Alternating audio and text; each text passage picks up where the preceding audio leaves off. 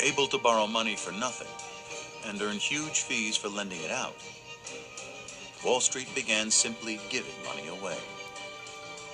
Firms like Lehman Brothers borrowed at those low interest rates, made mortgage-backed securities on the base of it, and spread it around the world.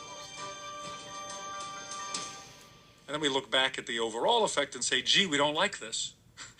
There's something wrong with the market. But they're actually following the incentive structure the Fed set up.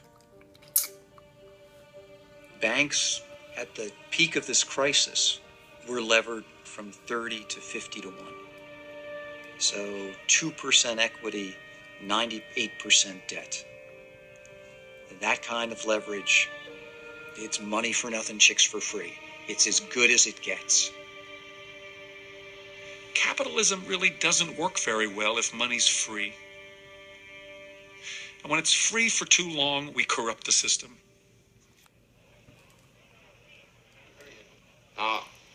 Just remember that this thing isn't as black as it appears. All of us remember the movie It's a Wonderful Life with Jimmy Stewart and the Bailey Building and Loan.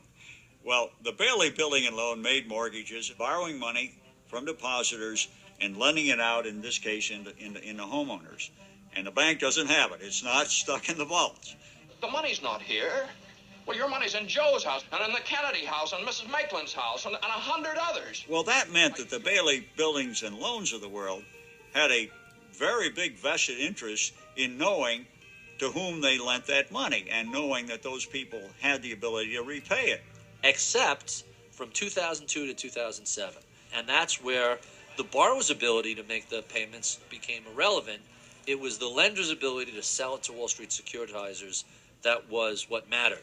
I mean, the whole system was perverse.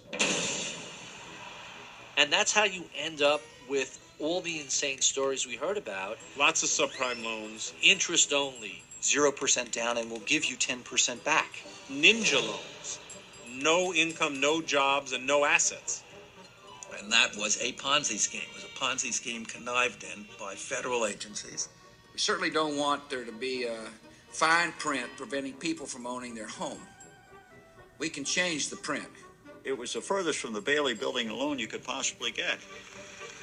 American consumers might benefit if lenders provided alternatives to the traditional fixed-rate mortgage.